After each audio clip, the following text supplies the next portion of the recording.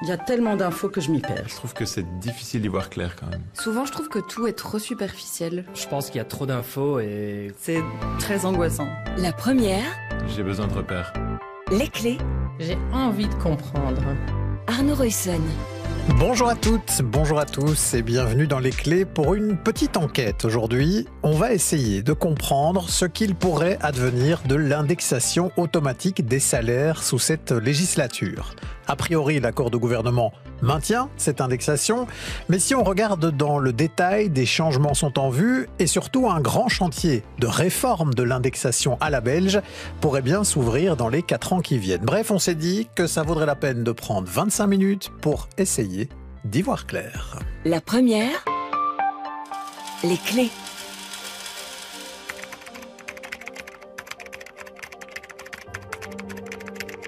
Pour commencer, on va aller jeter un petit coup d'œil dans l'accord de gouvernement de la coalition Arizona. Le mot indexation y apparaît 12 fois, et notamment dans un chapitre qui s'intitule « Une formation des salaires qui protège le pouvoir d'achat et la compétitivité ». Et voilà ce qu'on peut lire plus précisément dans ce chapitre. Nous maintenons le principe de l'indexation automatique des salaires afin que les travailleurs puissent conserver un niveau de vie identique même lorsque les prix des biens et des services augmentent. C'est une garantie de stabilité non seulement pour les citoyens mais aussi pour l'économie. En effet, il s'agit là d'une protection importante de la consommation privée. A priori donc, le gouvernement maintient l'indexation automatique des salaires et en souligne l'intérêt. Mais quelques lignes plus loin, l'accord Arizona dit encore ceci.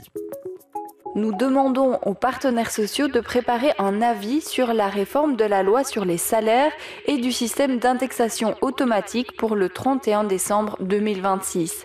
Nous leur demandons d'examiner un nouveau point de référence qui tienne compte d'une définition plus large des coûts salariaux et prenne également en considération le handicap historiquement accumulé. Sous-entendu, l'indexation, c'est bien, mais c'est quand même toujours un problème de compétitivité, ce en quoi le gouvernement rejoint la critique formulée de longue date par le patronat qui estime que ce système handicape nos entreprises par rapport aux pays voisins. Bon, alors, avant d'évoquer tout ça et de voir ce qui pourrait se passer sous cette législature, je me suis dit que ce serait pas mal de revenir un peu sur les principes de l'indexation automatique des salaires, d'où vient ce système, comment fonctionne-t-il concrètement, et puis quels sont ses avantages et ses inconvénients. Pour cela, on a contacté un des meilleurs spécialistes de notre modèle social belge, en l'occurrence Jean Faniel, directeur général du CRISP, le Centre de recherche et d'information socio-politique. Et la première question que je lui ai posée, c'était de savoir si l'indexation automatique des salaires est une spécificité, une exception belge. Pas totalement. On sait qu'au Grand-Duché de Luxembourg, à Chypre et à Malte, il y a des formes d'indexation automatique des salaires. C'est pas toujours comparable à ce qu'on connaît en Belgique, mais la Belgique n'est pas totalement le seul exemple. Bon, donc, on n'est pas les seuls. Le Luxembourg applique aussi une indexation automatique des salaires, mais par contre, chez tous nos autres voisins, la France, l'Allemagne, les Pays-Bas ou encore la Grande-Bretagne, il n'y a pas de système similaire. C'est un enjeu important, retenez bien, on va y revenir. Mais d'abord, un peu d'histoire.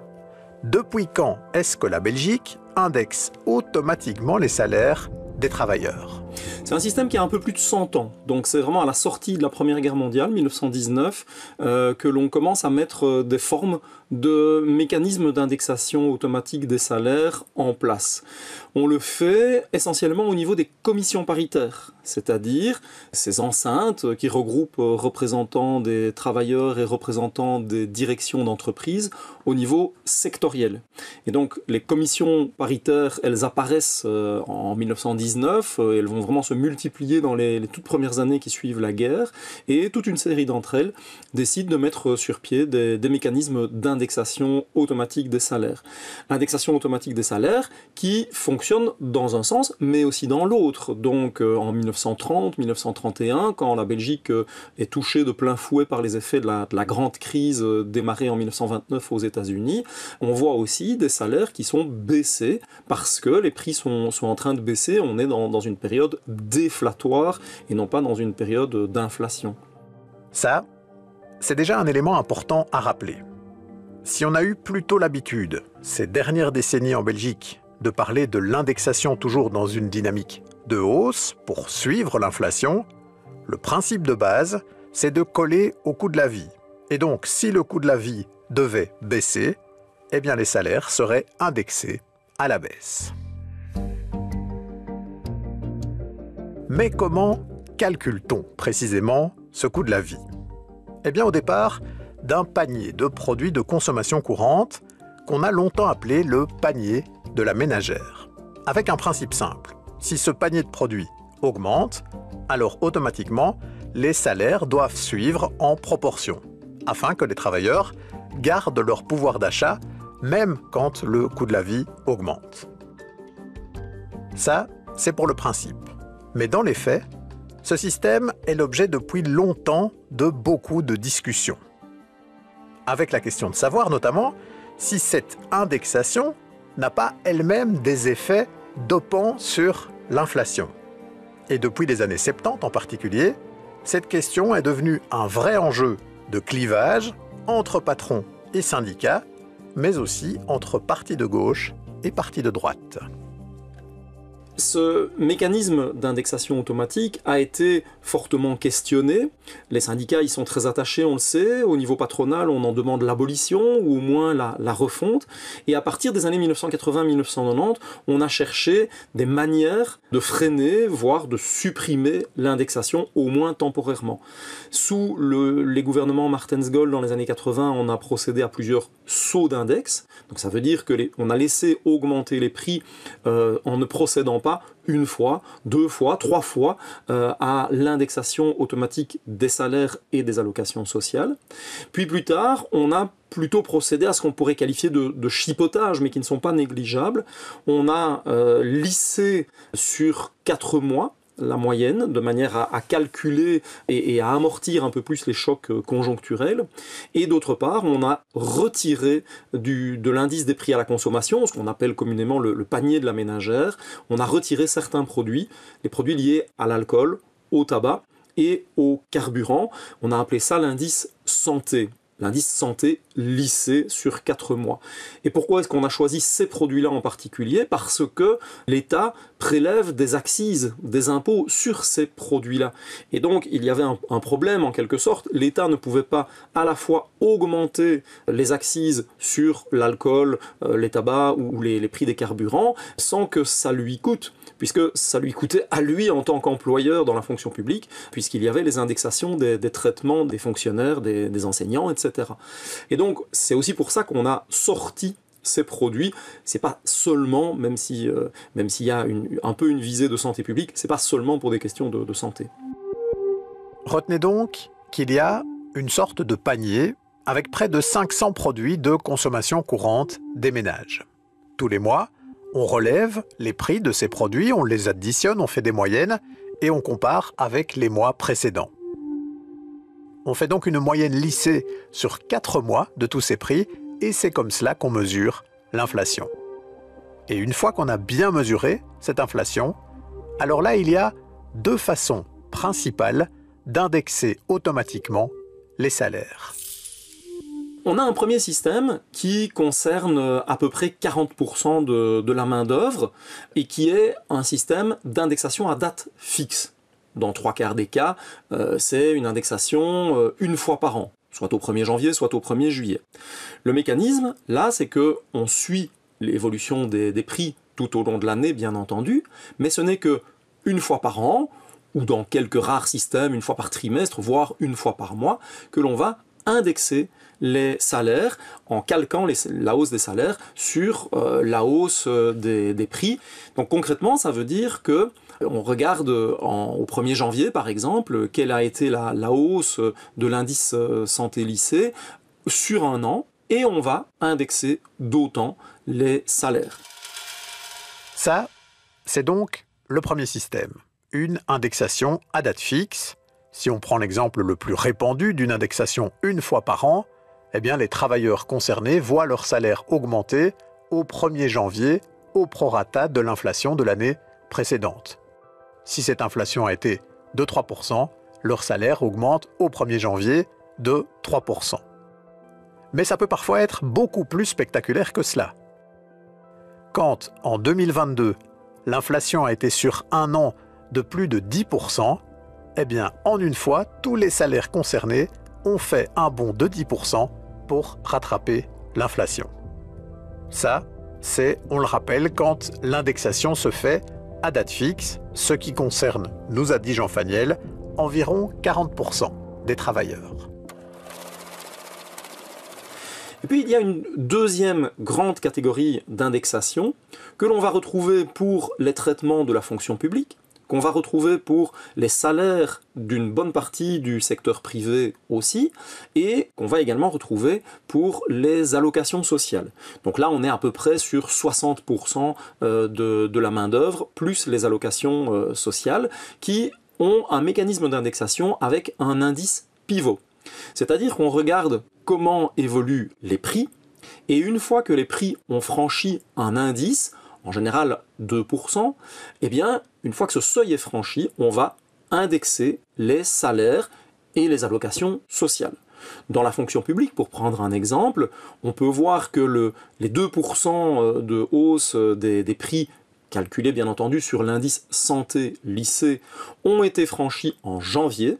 Ça veut dire qu'en principe, les traitements de la fonction publique ou les salaires des entreprises privées qui fonctionnent comme cela seront indexés au mois de mars, puisqu'il y a un décalage, on est sur 2 mois. Par contre, les allocations sociales, elles, sont indexées le mois qui suit, donc à partir de fin février. Ça, c'est la règle pour l'instant. Et donc, ça veut dire que ce système d'indice pivot va davantage va faire coller davantage les traitements, les salaires ou les allocations à l'évolution de l'indice des prix. Ça veut dire évidemment qu'en période d'inflation basse, on va peut-être devoir attendre plus qu'un an pour avoir une indexation. Mais par contre, quand on regarde en 2022, on a eu 5 indexations sur l'année, et donc on a eu 2% de hausse, 2% de hausse, 2% de hausse, 2% de hausse, 2% de hausse, là où certains, avec l'autre type de système, ont dû attendre un an quasiment pour avoir une grosse hausse de 10 ou 12%. Retenez donc une image. Si l'inflation est une pente ascendante, plus ou moins forte en fonction des moments, les salaires, eux, vont suivre cette pente via des escaliers. Mais des escaliers de 2 types. Dans un cas, quand c'est avec le système de l'indice pivot, chaque fois que la courbe est montée de 2%, on monte une marche pour la rattraper. Dans l'autre cas, ce sont des marches annuelles ou bisannuelles à date fixe qui viennent rattraper en une fois l'inflation là où elle en est. Vous suivez toujours ? Alors on va rentrer maintenant dans ce qui fait débat de longue date autour de ce système d'indexation automatique des salaires. Du côté des employeurs, ce qui est pointé principalement, c'est l'augmentation du coût salarial qui est contraint, imposé par cette indexation. Prenons le cas de 2022, crise énergétique. C'était déjà un moment difficile à affronter pour les entreprises qui voyaient leurs coûts exploser pour l'énergie, mais pas seulement. Et en plus, ces entreprises devaient augmenter les salaires au fil de cette inflation, rendant la pilule de la crise encore beaucoup plus difficile à avaler. Les employeurs estimaient donc que ça les mettait en grande difficulté concurrentielle avec les pays voisins qui n'ont, eux, pas d'indexation automatique. Mais par contre, ce que font remarquer les chercheurs qui analysent ce système, c'est qu'à côté de cette difficulté pour les employeurs, le système présente aussi des avantages, y compris d'ailleurs pour les entreprises. Les avantages du système d'indexation qui sont généralement mis en avant, c'est la prévisibilité du système, puisque en fonction de la hausse des prix, on voit assez bien comment les salaires vont devoir être relevés. C'est aussi le caractère pacificateur des relations sociales, puisque en réalité, on ne se bat pas au sein des entreprises, des secteurs ou au niveau interprofessionnel entre direction et syndicats pour obtenir des hausses liées simplement au rattrapage de l'évolution du coût de la vie. C'est automatique. Et donc ça a une tendance à pacifier les relations collectives de travail.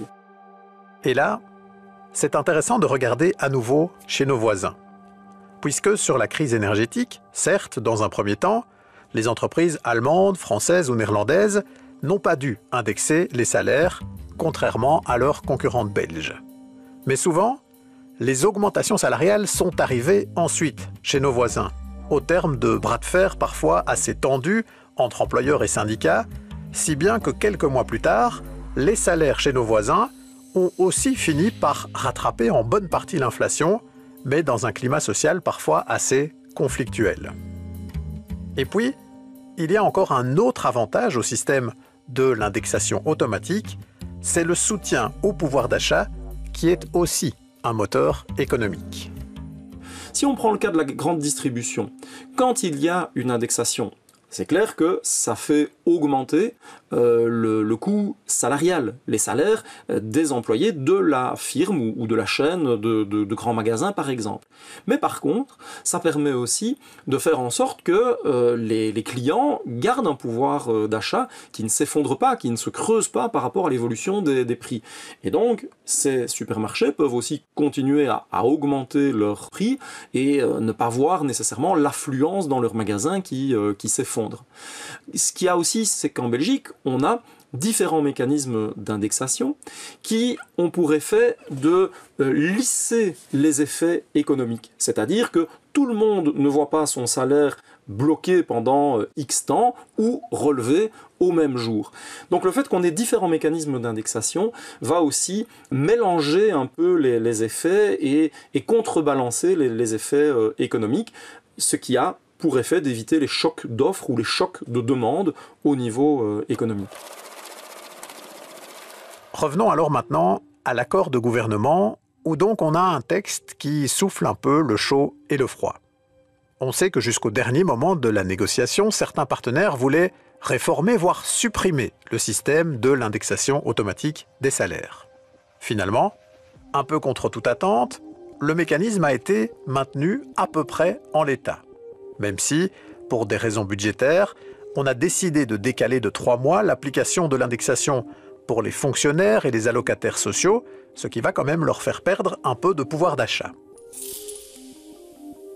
Mais attention, pour le reste, la messe n'est certainement pas encore dite, puisque le gouvernement envoie la balle aux interlocuteurs sociaux, patrons et syndicats, en leur demandant de formuler des propositions de réforme du système d'ici la fin de l'année 2026. Alors, patrons et syndicats pourraient-ils vraiment s'entendre sur une réforme de l'indexation automatique des salaires?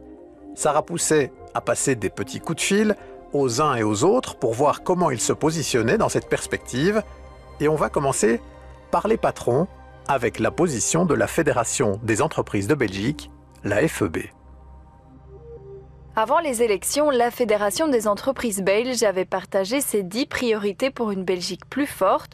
En 3e position, on retrouvait la suppression totale de l'indexation automatique des salaires et de la loi sur les salaires. Pour la FEB, ce mécanisme est un vrai frein à la compétitivité des entreprises puisque la Belgique et le Luxembourg sont les seuls à indexer automatiquement les salaires et ce frein s'est encore accentué avec l'augmentation des coûts de l'énergie en 2022 qui a fait grimper les salaires de façon importante, des charges qui ont fait couler certaines entreprises. Le patron de la FEB, Peter Timmermans, pointe aussi que tous les 10 ans, une intervention politique est nécessaire pour redresser l'économie belge. Par exemple, en 2015, le gouvernement Michel avait effectué un saut d'index. Pour Peter Timmermans, notre système comporte donc des bugs. Soit on le redémarre totalement, soit on attend qu'il s'écroule. Et pour le redémarrer, la proposition de la FEB, c'est donc de supprimer ce mécanisme d'indexation automatique au profit d'une négociation libre et sectorielle des salaires avec les partenaires sociaux. La proposition du gouvernement de remettre tout le monde autour de la table réjouit donc le patronat, qui appelle d'ailleurs les syndicats à se joindre aux négociations plutôt que d'organiser des grèves qui accentuent les difficultés des entreprises. Donc, ça, c'est ce qu'on dit du côté patronal. Et du côté des syndicats, alors, Sarah Pousset, quelles sont les positions suite à cet accord de gouvernement qui va rouvrir le débat sur l'index ? Eh bien déjà sur la forme, la CSC me parle d'un saut d'index caché. Trouver un accord avec le patronat semble très compliqué. En cas d'échec des négociations, le gouvernement reprendrait donc la main et dans ce cas, les syndicats craignent un saut d'index. En plus, dans l'accord du gouvernement, 2 points sont liés, l'indexation automatique des salaires et la loi sur les salaires. Pour le premier mécanisme, ce sont des commissions paritaires qui fixent les montants et les moments d'indexation, alors qu'en face, on a une loi votée au Parlement. Pour la FGTB, rassembler les deux dans les discussions est donc une façon pour le gouvernement de s'immiscer dans la concertation sociale. Ensuite, sur le fond, la CSC comme la FGTB défendent le mécanisme de l'indexation automatique des salaires en l'état. Pas question d'en revoir même une partie car ça pourrait fragiliser tout le processus, mais j'ai quand même décidé de leur proposer 2 possibilités d'aménagement.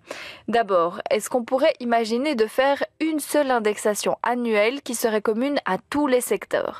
Eh bien, dans ce cas, la conseillère économique de la FGTB craint vraiment un choc pour l'économie. Car si on sait que l'ensemble des salaires augmente le 1er janvier, on pourrait imaginer que les commerçants augmentent aussi leurs prix en parallèle. On entrerait donc ici dans une spirale salaire-prix. Autre proposition, et si on indexait uniquement les bas et les moyens salaires ? Car en réalité, indexer de 2% un salaire de 4 000 € coûte bien plus cher qu'indexer un salaire de 2 400 €. Eh bien là aussi, les syndicats sont contre, car pour eux, on se trompe d'objectif.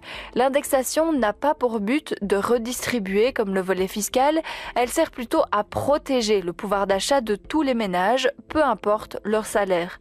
Cette mesure permet ainsi aux Belges de continuer à consommer malgré l'inflation, ce qui bénéficie donc directement à l'économie.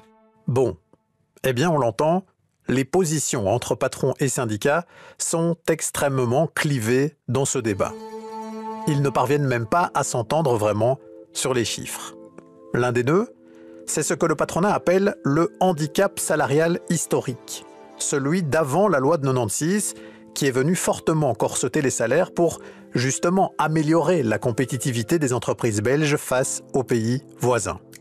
Les syndicats estiment que ce handicap pointé par les patrons a été résorbé depuis et ils rappellent les très faibles augmentations salariales intervenues toutes ces dernières années. Les patrons, eux, estiment que ce handicap est toujours bien là et que toutes les baisses de charges et autres subsides salariaux doivent servir à rattraper encore ce handicap salarial. Bref, il n'y a même pas d'accord sur l'analyse de la situation et des données du problème. Dès lors, on a du mal à imaginer comment les uns et les autres pourraient s'entendre sur une proposition concrète. On peut difficilement imaginer que du côté syndical, on va dire cette indexation automatique des salaires à laquelle nous sommes attachés depuis plus de 100 ans, finalement on a changé d'avis et on va tout renégocier, on est d'accord, faisons la taupe là. Non, c'est relativement peu probable.